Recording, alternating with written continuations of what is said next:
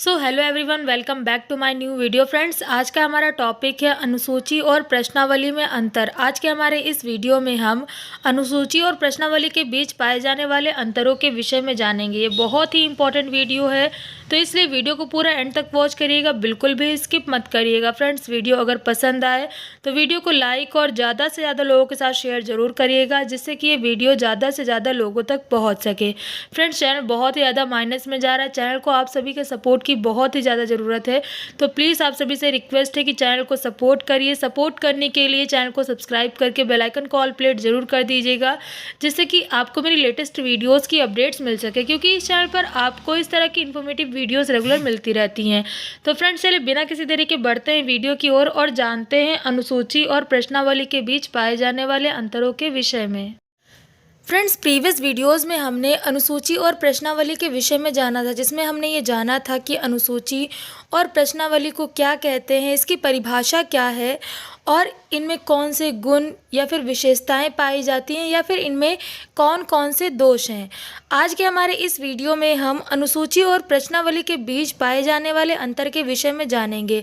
Friends, इनके बीच जो difference पाया जाता है उनमें से कुछ के बारे में हमने प्रीवियस वीडियोस में जाना था। अगर आपने इस वीडियो का पार्ट 1 अभी तक नहीं देखा है तो आपको ये वीडियो प्लेलिस्ट में मिल जाएगी। अनुसूची और प्रश्नावली में अंतर, ये टाइटल है वीडियो का।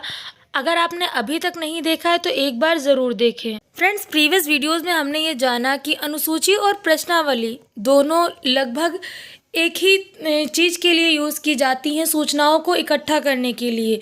दोनों में काफ़ी ज़्यादा सिमिलैरिटीज़ हैं, लेकिन इसके बावजूद दोनों में काफ़ी अंतर पाए जाते हैं। जैसे कि वर्ग के आधार पर अगर हम देखें तो अनुसूची का प्रयोग हम दोनों ही वर्गों के लिए कर सकते हैं, मतलब चाहे शिक्षित वर्ग हो या फिर अशिक्षित वर्ग हो, दोनों ही वर्गों के लिए अनुसूची का प्रयोग किया जा सकता है, क्योंकि अनुसूची एक ऐसी प्रविधि है जिसमें अनुसंधानकर्ता खुद सूचनादाता के पास जाता है और उनसे अनुसूची में लिखे गए प्रश्नों को पूछकर उनके आंसर्स खुद लिखता है। लेकिन प्रश्नावली के साथ ऐसा बिल्कुल भी नहीं है, क्योंकि प्रश्नावली का यूज़ केवल एक ही वर्ग, जो कि शिक्षित वर्ग है, इनके साथ किया जा सकता है, क्योंकि यहाँ पर प्रश्नावली डाक के द्वारा भेजी जाती है। इस प्रविधि में सूचनादाता खुद प्रश्नों को पढ़ता है और उनके उत्तर भी प्रश्नावली में लिखता है। तो ऐसी परिस्थिति में अगर सूचनादाता शिक्षित ना हुआ तो प्रश्नावली के वापस आने के चांस बहुत ही कम होते हैं, मतलब ना के बराबर होते हैं। न केवल इतना, बल्कि प्रश्नावली और अनुसूची के बीच सहजता के आधार पर भी अंतर पाया जाता है। अनुसूची में सूचनादाता सहज भाव के साथ सभी उत्तरों को दे देता है, क्योंकि यहाँ पर अनुसंधानकर्ता सूचनादाता के पास ही होता है, और अगर सूचनादाता के मन में किसी भी प्रकार की कोई शंका होती है तो वो शंका अनुसंधानकर्ता वहीं पर दूर कर देता है। बातचीत करके शंकाओं का समाधान हो जाता है और सूचनादाता बिना किसी फिक्र के जो भी उत्तर देने होते हैं वे सभी उत्तर दे देता है। लेकिन प्रश्नावली में ऐसा नहीं हो पाता है। प्रश्नावली में, क्योंकि प्रश्नावली डाक के द्वारा भेजी जाती है, अनुसंधानकर्ता वहाँ पर नहीं होता है, तो ऐसी स्थिति में अगर सूचनादाता के मन में किसी भी प्रकार की कोई शंका आती है तो वो उसका समाधान नहीं कर पाते, और जिसके कारण परिणाम ये होता है कि सूचनादाता उत्तर देता ही नहीं है, मतलब प्रश्नावली वापस आती ही नहीं है, और अगर आती भी है तो आधे अधूरे उत्तरों के साथ आती है।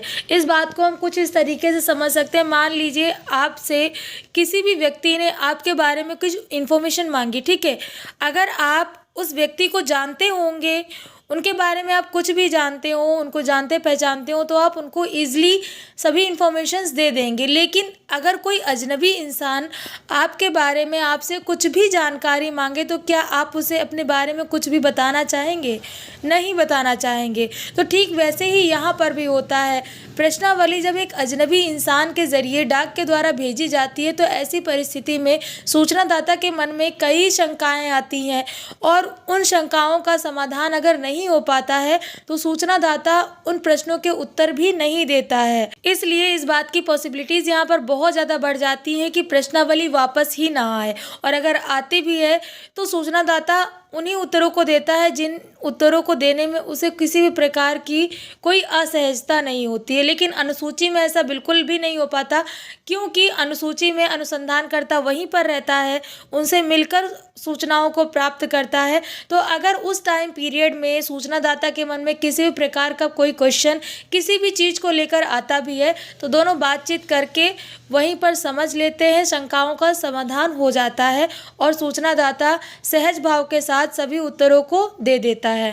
न केवल इतना, बल्कि अनुसूची में कार्यकर्ता उत्तरदाता पर व्यक्तिगत प्रभाव डाल सकता है, क्योंकि जैसा कि मैंने आपको बताया कि अनुसूची में अनुसंधानकर्ता खुद सूचनादाता के पास जाता है, तो ऐसी स्थिति में वह सूचनादाता से बातचीत करके उसको व्यक्तिगत रूप से प्रभावित कर सकता है और अपनी इच्छा अनुसार, मतलब जैसा कि वो उत्तर चाहता है वैसा उत्तर प्राप्त कर सकता है।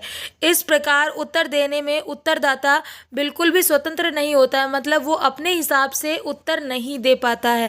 क्योंकि आपने अक्सर देखा होगा, जब दो लोग एक साथ बैठते हैं और किसी एक टॉपिक पर बात कर रहे हो, तो अक्सर दोनों की राय आपस में कभी कभी तो टकराती है और कभी कभी दोनों एक दूसरे के साथ सहमत हो जाते हैं। भले ही एक व्यक्ति दूसरे व्यक्ति की बात से सहमत ना हो, लेकिन उनकी हाँ में हाँ मिलाकर उन्हीं की बातों को सपोर्ट करने लगता है।